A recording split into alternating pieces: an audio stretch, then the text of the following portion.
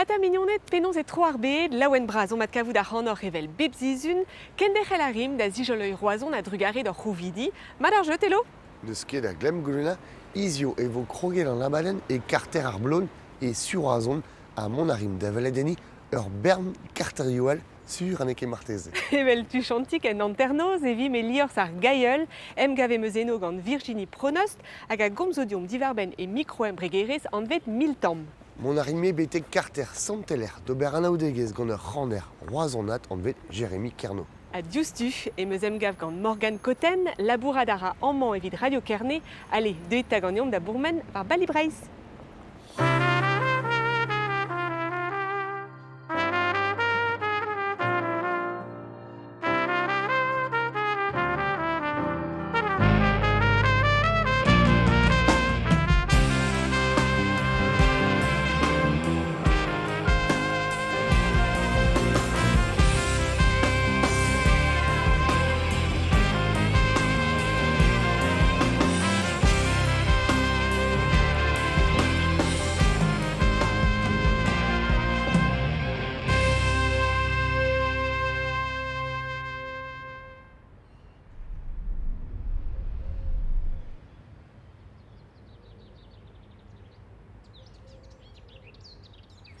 Salut dit Morgan, penons mon compte. Matre, Matre, en em gavout ar maman, et tre daougarter neuze brekini hag ar blon, zenia. et mam war ar veven, War ar Bali, veven. Henri Fréville. Matre, tezo kentor o chom er blon.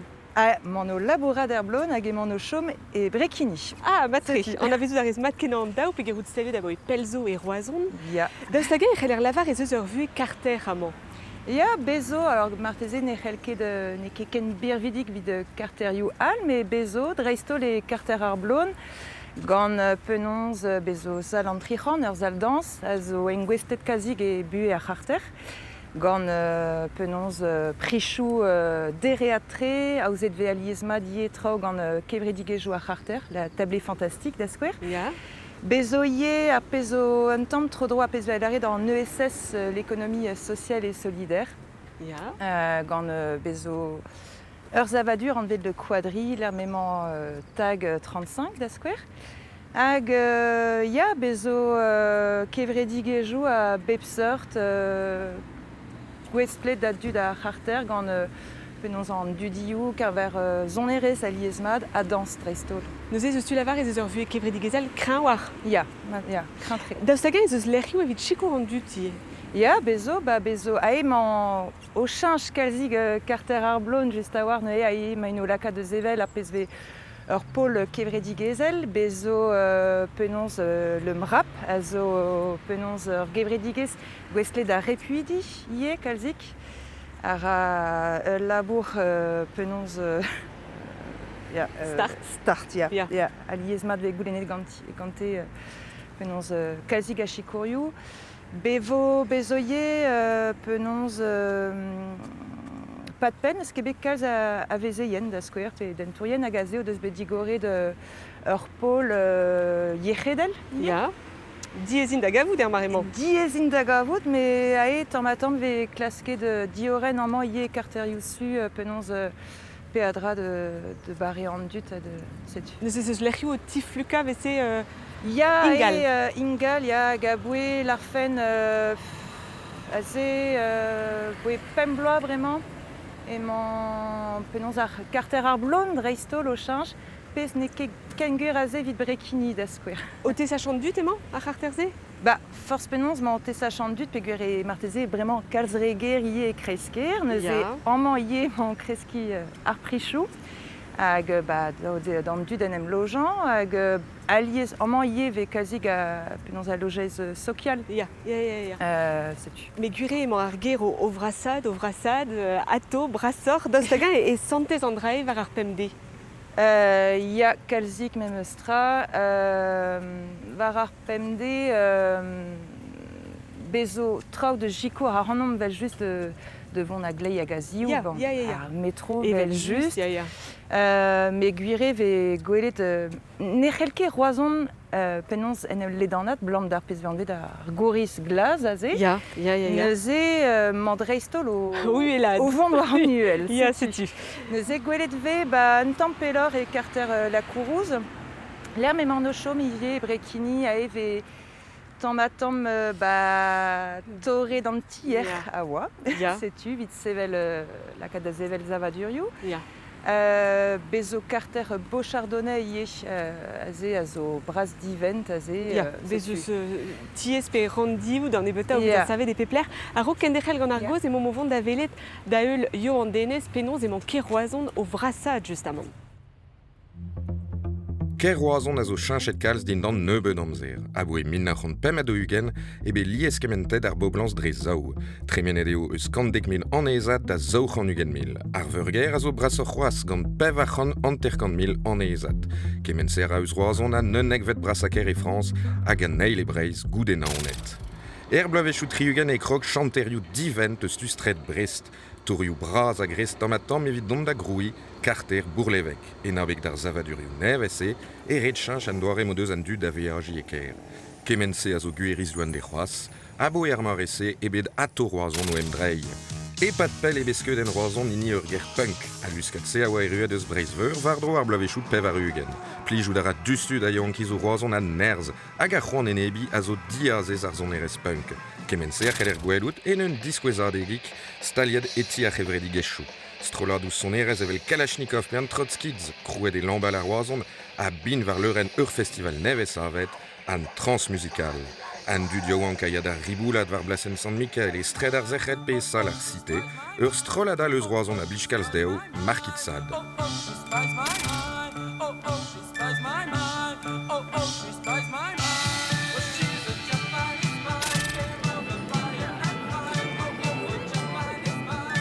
Me chinchet e kalz roazon a boe mare markitzad Birvil ar blavezhioù pev ar ugen a zo aet var soulad un tammad amañ var blasen santez an a nepel eus stred ar zechet.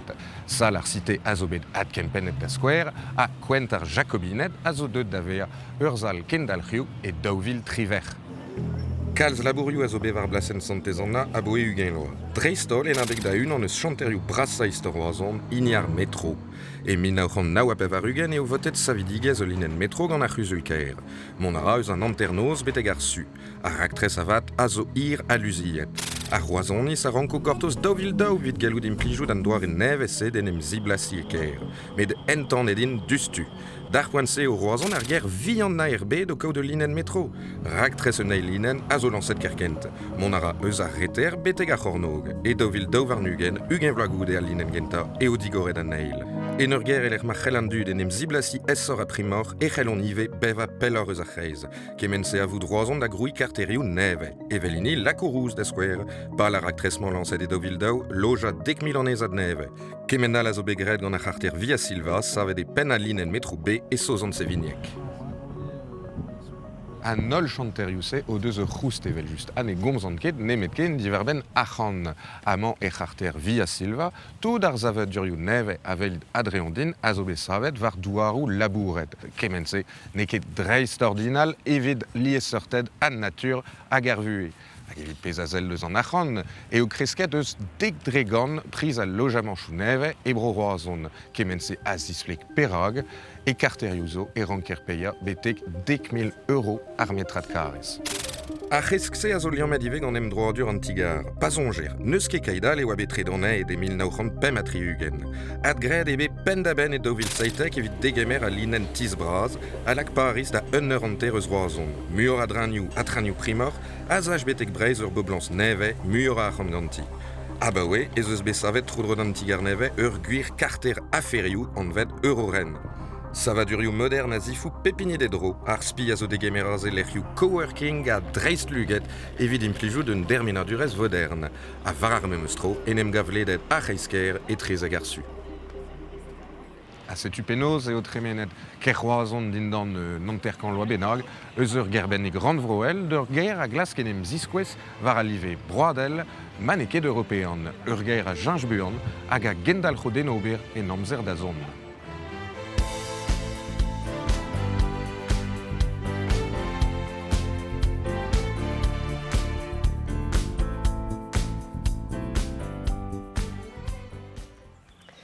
Morgan, tlevet on eus e oa ar ger o c'henem leda var zu ar zu, daoust hag eus ket daon e vefe kollet ar speret karter ma kendalc'ha ar ger d'enem leda evel se. On a un tamm etre dao. Waran ket bezo tud a teug gant meno jou dreist ordinal da la kat varvel, ie gant kevredig e jou newe. A bezo ie koste an tavarniou, a liezmat ve rebechet neuze an tavarniou re a drouz, hag Ya. a zezo gwir ie amman. Mad. Setu, neuze a un tamm dipitus me meustra pe gant eus ket kemese amman hag Ya. liam krin ie an tavarniou an nebeu da zo amman a zo liam ou krin ie vid ar vu e karter. Ma vel just, ya. Lavaret on eus e oizo labourat er blon, mais non eus ket lavaret e oizo labourat evit radio Carnet. Ya. E roazhon. Ya, e roazhon. Setu. Ah bah oui, pegeit amzer e staliet radio Carnet e roazhon. Ur skour, hein. Ar skour, ya. Boe Miss Gwengolo daouvil envarnugen, mene faziant ket. Matre. Mon ara bun a war. Ya. Ba gwere oa kemese a drao penonz en brezonek, be oa me meustra France Bleu Armorique. Ya. Me ae ar pal oa ie penonz lakat varvel a pez vegret gant brezonegerien a brezonegerezet, me mez ie bedik bet ar yez Ya. hag ar zewenadur. Ya, setu, ya. Bezo pe a dra d'or, amman, neuze Ya. setu etre penonz an dud o teski brezonek baskol, pe modal ar studierien a studierezet, neuze bezo pe a dra d'ober. Dan vezo. Dan vezo. E ru edou d'aleg ar penkenta var ar aktrez e roazhon? Ya, ben ar fin on bet o c'henem stumant war Micher penonz animatrice, technicienne, réalisatrice e skol radio e guchen, ne ket e brezonek eo e galek. Ya. Hag ben meus gret ma stage neuze radio Carnet a radio nanet, a zo ie ur skour da radio Carnet. Setu. Hag goudeze, eo bet lancet da raktrez e miz Gwengolo hag dioustu on krog d'ober sujedou e miz Gwengolo. Setu. Evel just ez ur c'hen labour gant ar Vorik FM, Radio Broadgenet, RKB, hag gant radio ar blon ive. Ya, on staliet neue Erblon, a ken fermi a reom l'er neue gant Quartier des Ondes. A zo radio kevredig ezel a Charter. Ya. A genem gavet de Quartier des Ondes war an DAB pe an TNT ma faute d'or via Ya. radio. Ya.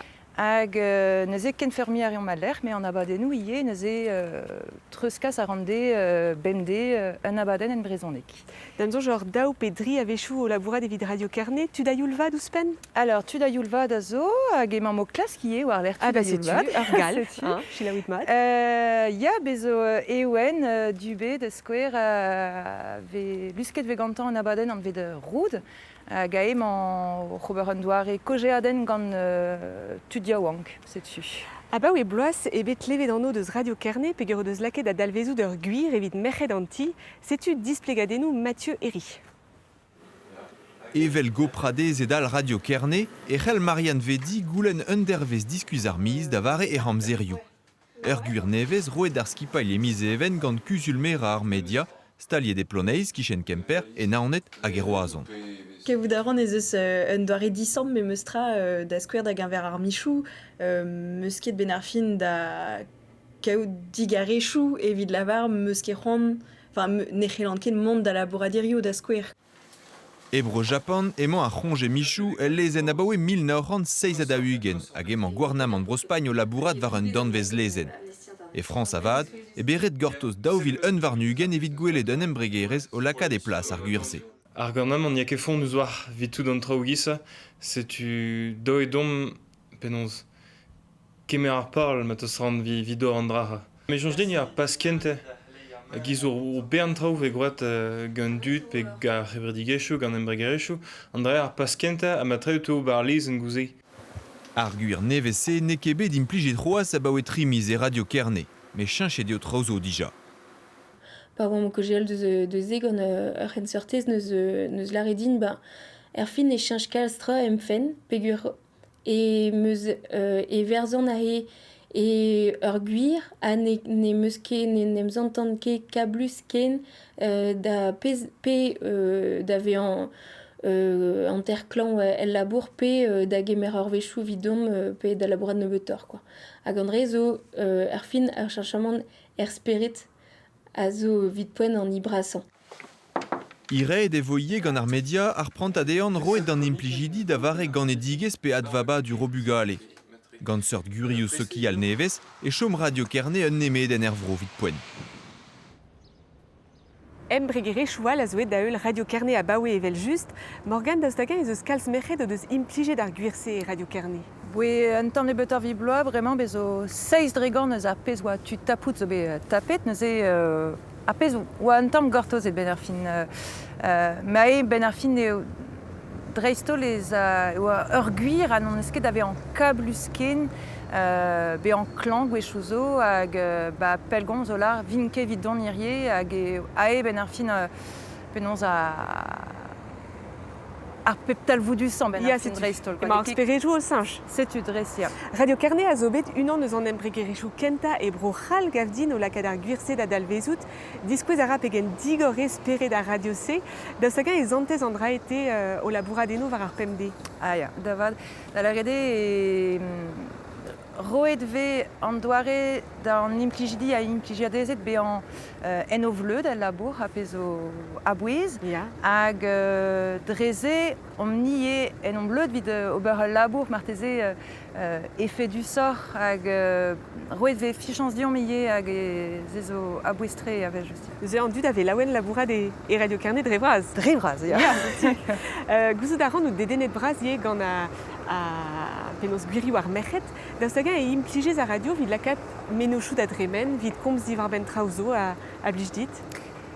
Un hostil eo, an hostilze a zo de lakat varvel ar gwirvout, hag ar gwirvout a ie iriande o emañ ar gevredigez ie o chinch a bezo stourmou ve kaset varog, neus eo gwire o menechou a blij din, me lakat ar an varvel ar pez a zo, hag abouez e lakat varvel seur trao quoi se intrudiou pe penons ar pez vegret war ar PMD gant kevredige jou vel just. Force penons o vez a adra ar micro e diez chom neptu e gerionne.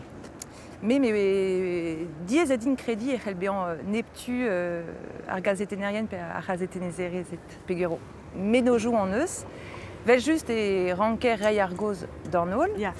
Hag e talvoudus, me ya poan be kredi e c'hellom bean neptu bete pen. An draze ave rebechet d'ur avechou? Ya, da la rede, enfin, rebechet. La redve e marteze re féministe pe re wok, giz ma velaret gwechouzo, setu. Ya, me daoue ie damzon je kompren e man ar gevredig ezo chinj hag e pers ar mediaioù ie eus ar chanchement ze. Ah bah oui, bloaz ez taliet Radio Kerne e Roazhon, petra e bilans ar bloav eskenta? Bilans ar bloav eskentan. Bezo a bep seurtut, on eus gelet a tersi, diorenet ebet ie kalzik an deskadurez d'ar mediaioù a drugare da Tanguy, ie penons e skolioù ar vro a pel ar c'hoar, ken labouret ve kalzik ie gant skol an emzao gant ar stagidi de lakad penons stadioù radio. Abremañ ie mo klask ie tizout tut ie vid ober abadennou a youlvad ie. Ur studio brao on eus, ren labour brao on eus ie gant quartier des Ondes e ur bilans oa hag ar pal ie o kaout din d'an nebeut marteze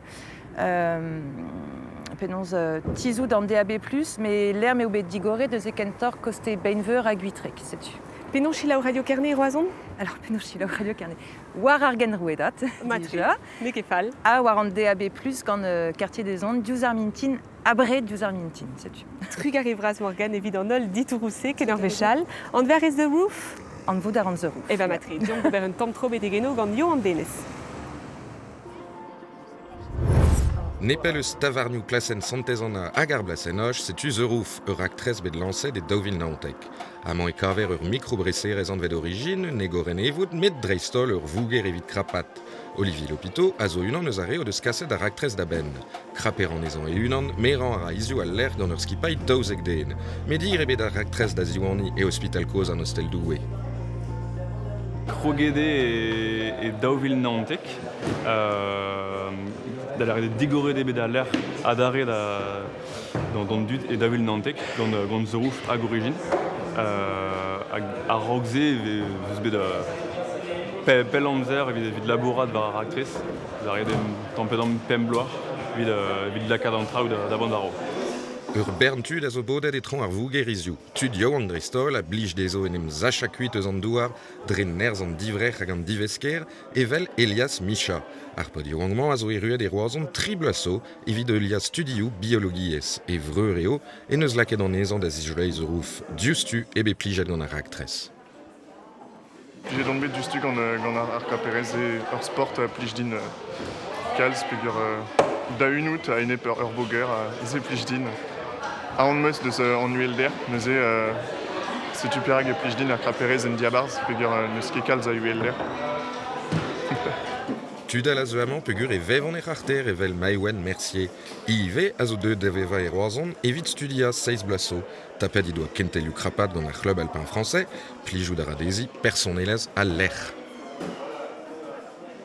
Un argal zo sympa, un argal gant dud, zo liammev vegreid ezawal gant dud, verche ouve djad memes stud meur a ver neuze ben ar fin velarod demat ken a voch tu. Hag ur lec'h eve gant penaos velarod ar bâtiment, zo un hospital kour, gant ur brasserie, un davar, na tout. Zerouf a oa ur aktrez berdermen e penkenta. Met o velout peseurt berzera ebe divizet stalian ean davad e nosteldoue. Labourioù a zo var ar stern evit adigina al lec'h en un tual eus ar zavaradur.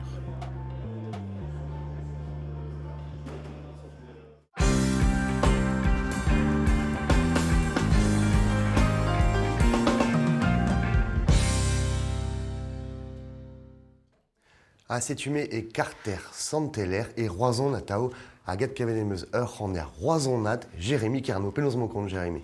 Mat tre, genit? Mat kenan, neus ket tu klem. Lardin ta plec'h emañ maman, n'eo ket da di, André? Non.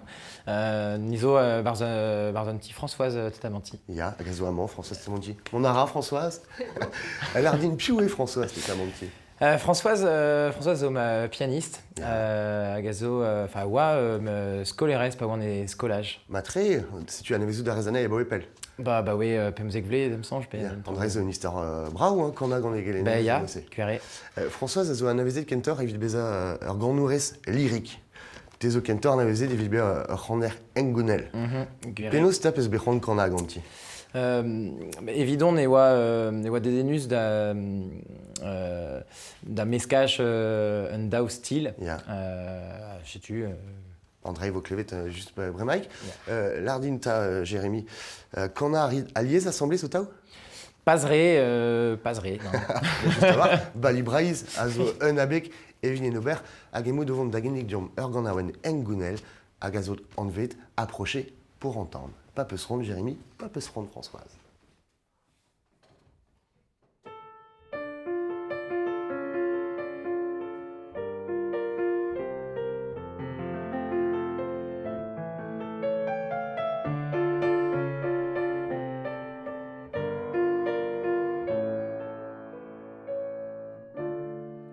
Approcher pour entendre, mais la chanson d'une fille. Approcher pour entendre, oh la chanson d'une fille. La chanson d'une fille, belle comme le jour. C'est son coquin de frère qui veut lui faire l'amour. Son père aussi sa mère sont à la promenade, son père aussi sa mère sont à la promenade. Appelez la servante d'aller voir au chemin, d'aller voir si son père ou si sa mère revient. Il l'a prise, l'a emmenée, il l'a monté dans sa chambre, l'a prise, l'a emmené, il l'a monté dans sa chambre, en lui disant petite, bien que tu sois ma sœur, il faut que je te dise où j'aurai ton honneur.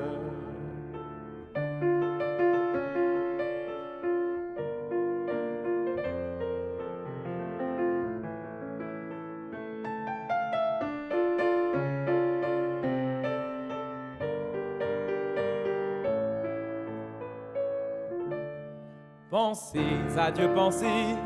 Pensez à Dieu mon frère, pensez à Dieu, pensez. Oh, pensez à Dieu mon frère, pensez à Dieu mon frère. Oh, grand Dieu tout-puissant, aurais-tu le courage d'y mêler nos deux sangs? Le bruit fut entendu dans tout le voisinage, le bruit fut entendu dans tout le voisinage. Il fut jugé à pendre et à brûler dans la ville de Nantes le jour d'un grand marché. Approchez pour entendre, mais la chanson d'une fille. Approchez pour entendre, mais la chanson d'une fille. La chanson d'une fille, belle comme le jour. C'est son coquin de frère qui veut lui faire l'amour.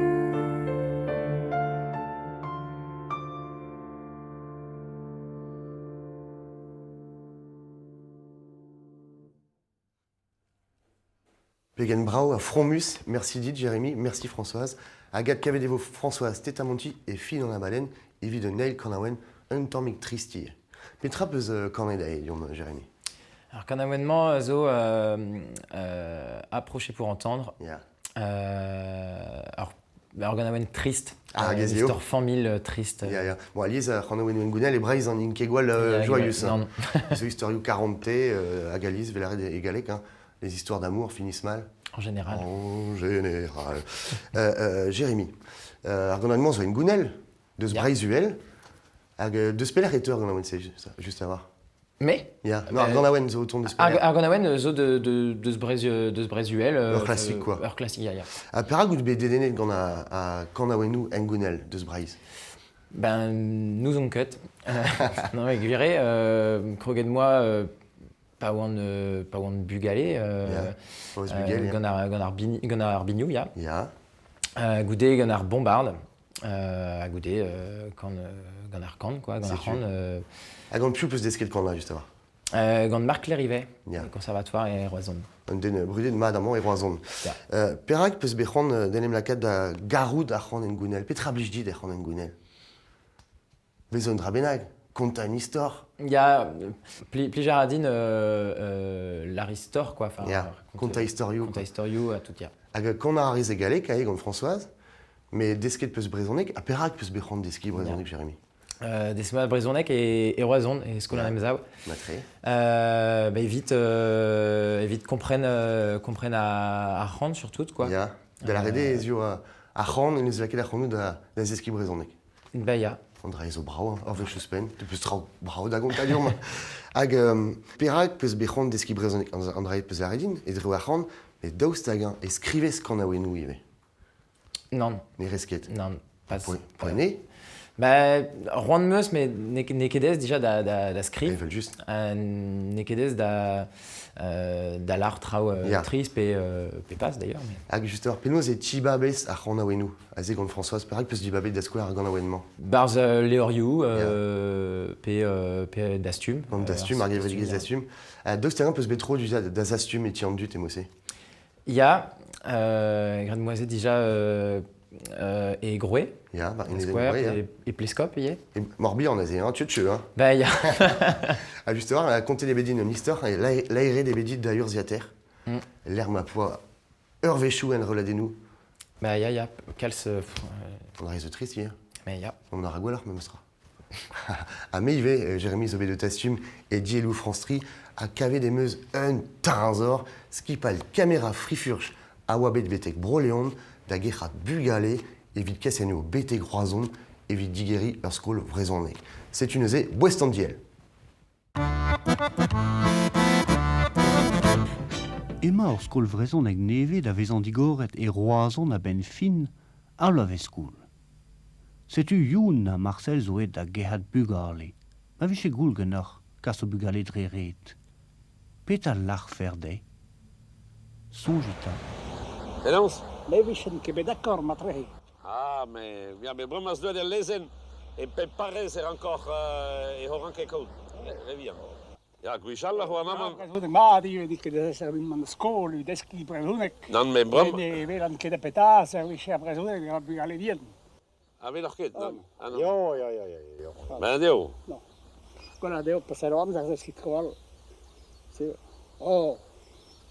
Ma devo pepiti lì, da deschi di presune che ne germet. Passare nam da scuola, i deschi di presune. Hoe had die nou regalé? Douglas. Pior. Ah, Rio Wang was daar. Ja, mais pior. Ben, die zo klas stud, je suis content de Rio Bugale, da gas da school, da Roison. School Diwanie. Ah non, forcément, je pas escolhi on est rangeau, mais je joue maman. Ja. Ja, il is namen. Ja, is daar wel. Ja. Ja. Je brengt bezonek. Ja. Ah, Matrahi. Pirak, dit monde, ne comprend pas. Pirak. Ben, il a studi di gemere da neho. Il a caneho da gusque, da tu, do barahuto, même c'est arrivian.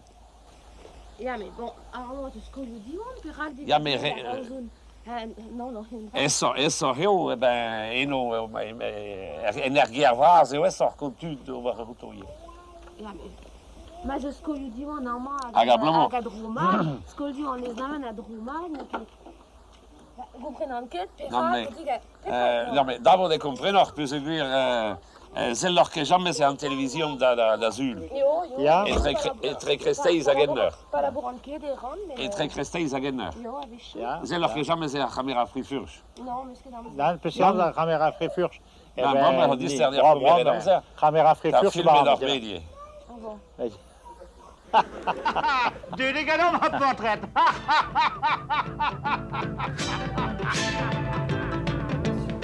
C'est-tu Peadra ou der Quarzin gant skipal caméra frifrich erblavichou pevarugen var France Ribra, ils avaient juste. Jérémy, clévé dans les archonous de Bremaï, au Corna, gant François Stetamonti, mais quand on a résié, gant or Bern Tudal. Ja, quand on a rendu gant Mélinda Buisson, ou en accordéons. Matré. Avec gant Marc Lérivet. Ja. Thierry Robin et Steren Diridelou. Alors, Steren Diridelou, azo un esparaden, hein. Il doit se bégrand en Eurovision, son juta, tu joues. Agar Pézarez neke quand la discorde, hein. Non, Charmes. Quand la discorde, azo Ebraïs Isel. À Séni Arez, Yves Jérémy. Ja. Séni Aran Bignou à Bombarde. Bombarde et Bagat Sauzon Sévignac. Ah, je n'ai pas le roison, hein. Agar, ça presque pas, il a zo et Bagat Sauzon. Oh, pas là, oui. Puis j'ai dur zo. À trop d'Aubert Kensriva Degou, hein, Bagat? Bah, ya. Neke Bellavaré Andraé, Jérémy, mais quand on a Arès, mais leur Vichera la Pesillier, Guerzares Ties, à Gizion Days, on a repris Chou Pignat, ne skimu à Dies, Kelzik Vidandut, Bezo Brutfal, va rendu d'Ara Business, Gondanties. Penos et VV Andrazété. Vidon Zomat, Nekedes, mais vidon. Nekedes. Non. Mais Nekedes vide Denebet, puis Garé au 2 Rand Prena, Nekedes Vito Kenebet. C'est tu Andrazé, Vodao, Point Benag, Aubert Andra Benag. Jérémy. Tezo chom et roison. Tezo roison a peine qu'il a droite, plus juste hervu et roison. Plus juste réa. Dispar. A pleur peut trop d'agona et roison, juste à voir. À mode cause, la square. Mode cause, azo tavarn golarvro, un zerpez aglevan. Merci Tiffen. Merci dit Jérémy. Merci. Ad Cavedevo, François Stetamonti et Finan Abaden, et de Neil Konawen, un tomic triste, un histoire 40 marplich, à Brément et vous ad Cavet du stu, Goulvena.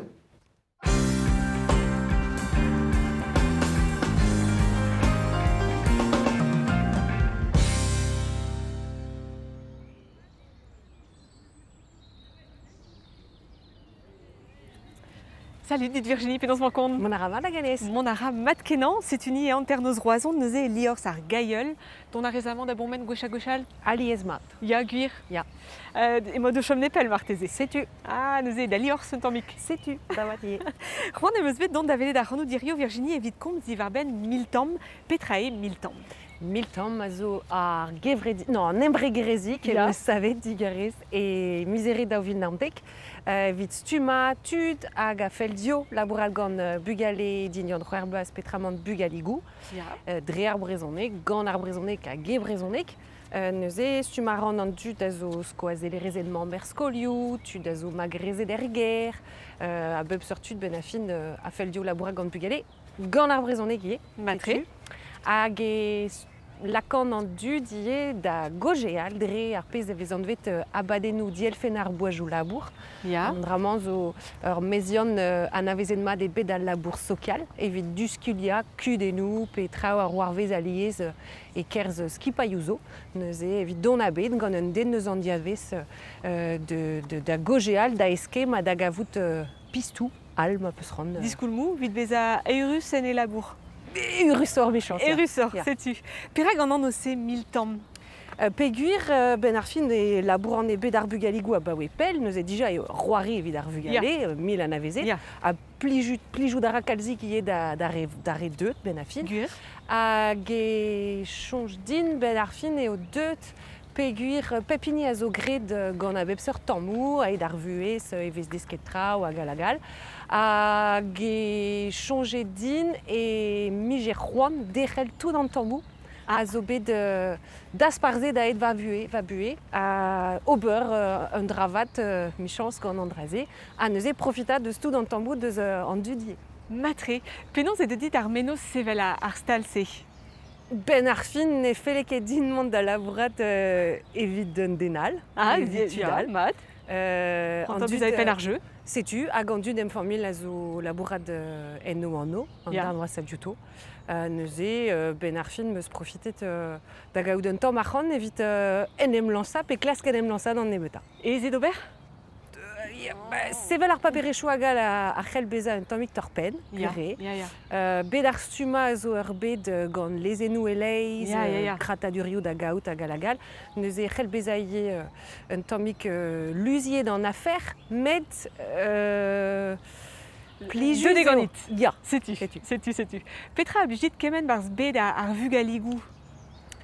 Barz bet ar bugaligou, ben a fin a pez a blij din a zo peptra zo da sevel. Peptra zo da zizolain hag e vez desket ur bepseur trao ganto, a dijoloet a tao trao.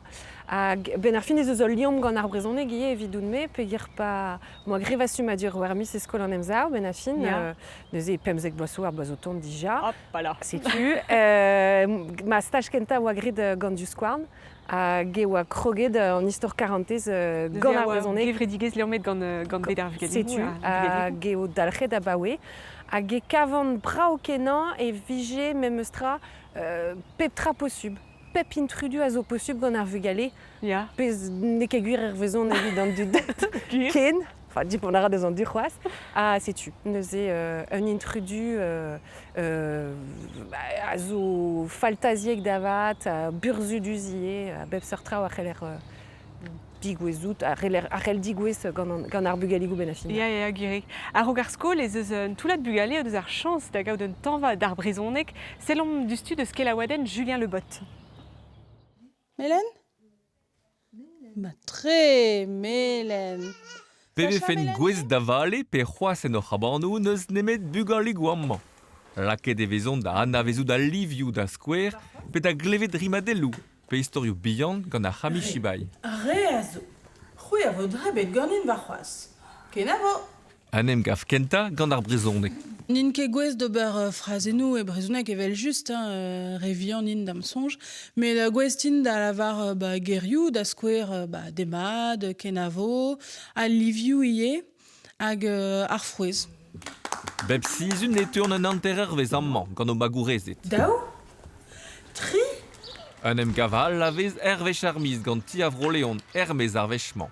Vale adet vid ar babigou. Pe a dra da velet an natur, da glevet pe da touch nei, broudet evez ar vugale en ur yez neve. Souezez eo pegire o neket o yez vamm, met davad evez gwelet ez eus d'ar an prejou krouet, kurius eo ar vugale forcément, hag amañ evez gwelet davad e zeus un eskem das ma neket o yezman, me evez komprenet ar pez em eus roan da lavarout deo. Ar bale a dennou miziek ave digor d'an ol, ne gouz nemet daou euro. Ar rabat d'ar geren gouzout brezhoneg drec'hed, an em gav kenta a vo dalc'het gant ti avroleont e pla bennek, d'an ugen aviz meurs.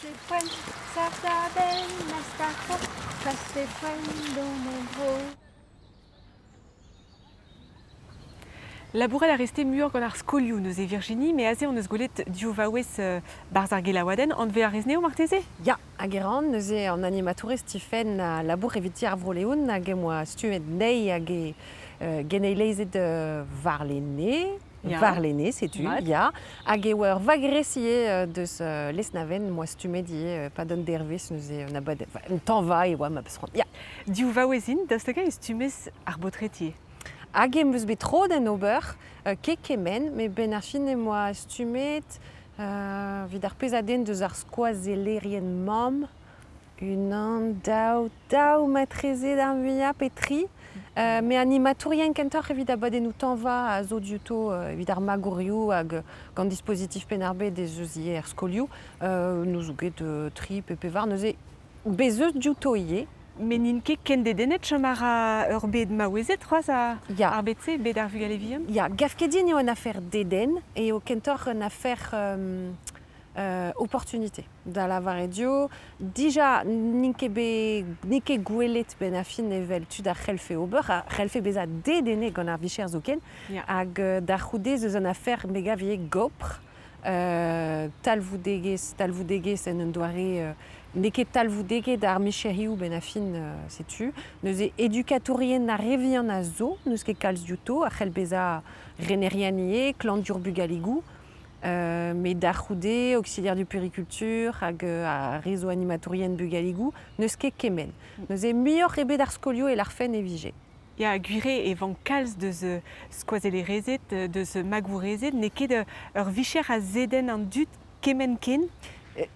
Bezeus kalz a dra, me gav e c'hell beza dedennus d'an dud lakado anno, me c'hed e kaout bremañ un diplom ie, neuze an TGM bugaligou gwechal a oa kentor evit a laboure e bet ar bugaligou davad ar ar skol, a bremañ e bet laket evit a labour skolioù ie, neuze an atsemet ma peus ran, neuze dija an darvas a deus an amzer evez goulennet kaout an TGM, da eil an afer gopr ie, a var l'er an afer penonz kontrajou da lavaredio ar gevrajou ar c'hell beza diez da gavout dreistol gant ar skolioù diwan da skoer mazeus ur gevrat ur bloavez pe zaou diez eo dechel an dud da c'houde daoust d'ar chikourioù a zo a gal d'ar penadou d'an teuliajoù a zo da sevelier a nikedez a gwire ben ar fin bezeus un doare un tammik ne ket neve me a bawe pem pe c'hwer basso e velan kalz a dud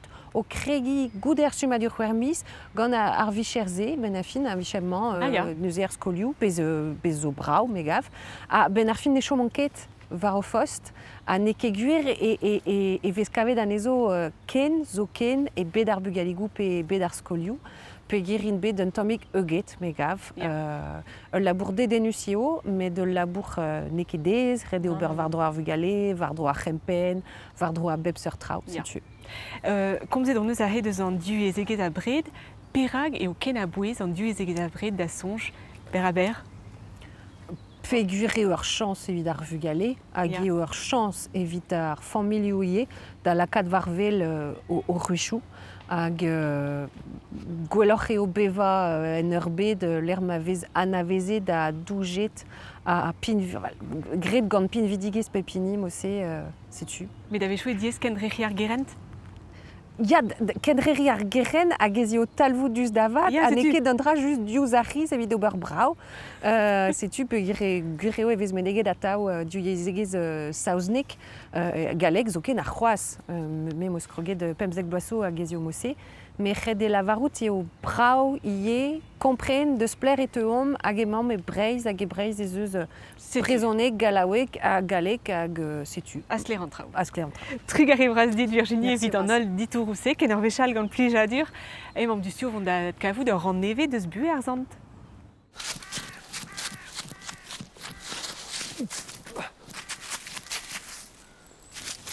Theo, kavout ar radior nous on ket emaoc'h ae. Ya, plijout ar ar yoging din. Me ne ket guden. No peus ket da eulioc'h an an c'hoazhou e gese. Non ket santez nolwenn.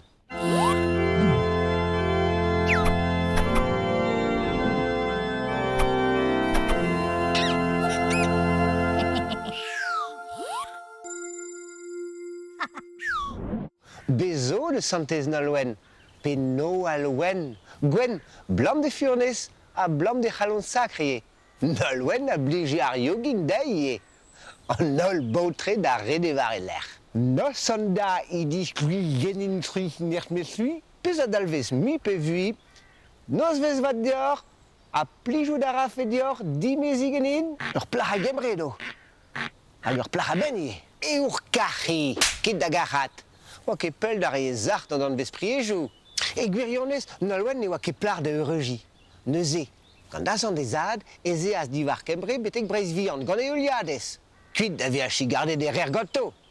Digoze de breiz, tal kichen bignon e bro bizo. Bezo, bezo, bezo, bezo, bezo, bezo, bezo. En em gavas gant un tiran nizan. A felas dean eureuginei evel just.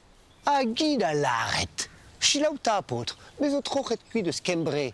Evit non pas eureugieno, ne ket evit eureugiamma. A roe des ard a nizan. Porkes. Nizan a whiskas e vone de ruz gant ar c'hounar. Hag a zirc'hou gazenei. Nalwen, plach a ben am eus avaret deoc'h. A zastuma se fen, hag a zalc'has gant e hent. Tal kichen noal eo, ma gavas a l'er mad evit mervel. Teier zaken eus e gwad a ziveras. A teier e yenen, a zifou pas. Ur vezen spern a greskas, pa blantas e bas kerzet. Penon, me mo ket merzet, gouzout a rit, pegoulz evit galvet chikour Santez Nalwen, pa vezer paket gant ar boan ben. Allez, changeons mervad. A changeons mer yogin,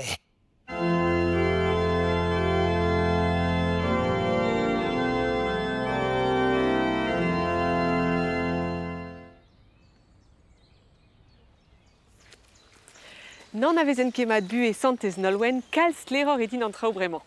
A laouen e vefem kaout o ali diwar bel abaden bali breiz, setu skrividion dre ar rouedadou sokial, pe dre ur chomler internet, tri@francery.fr. E ya, setu dre lizer ez eus tu oberrie, o c'hortoz o evezadennou a Vilvern e Mamp. Hag ar zizun a zeu, goulvena evim darmad e roazon evit abaden ziveza ur c'houlza. Setu, gouzout a ran ur trist bremañ, ne poen e kimiadi a kloza gant an abaden, a gant son erez. Me ya gant ar c'haner Jérémy Carnot a Françoise ouz ar piano. Ken var gwelet, pokout trouz, ken avo!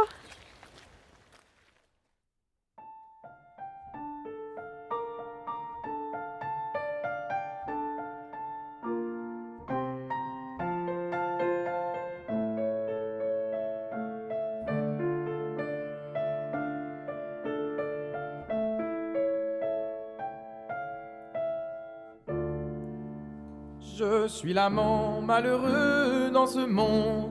J'ai une brune, je ne peux lui parler. Je suis l'amant malheureux en ce monde. J'ai une brune, je ne peux lui parler. Je m'en irai dans un bois solitaire, finir mes jours à l'ombre d'un rocher. Sous ce rocher, il y a une fontaine, environnée de beaux rosiers d'amour. Allons-y donc, mon aimable maîtresse, oh, nous goûterons le plaisir de l'amour.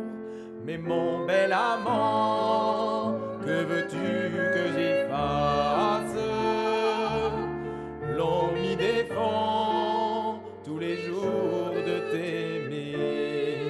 Mais j'ai traversé les mers et les montagnes, j'ai entendu le rossignol chanter.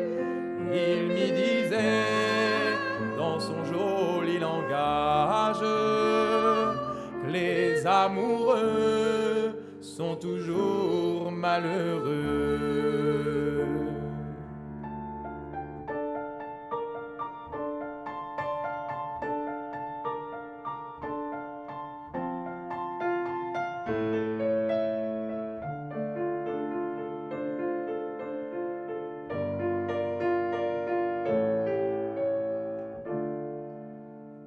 Je suis l'amant malheureux dans ce monde. J'ai une brune, je ne peux lui parler. Je suis l'amant malheureux dans ce monde. J'ai une brune, je ne peux lui parler. Oh, je suis l'amant malheureux dans ce monde, mais j'ai une brune, je ne peux lui parler. Je suis l'amant malheureux en ce monde. J'ai une brune, je ne peux lui parler.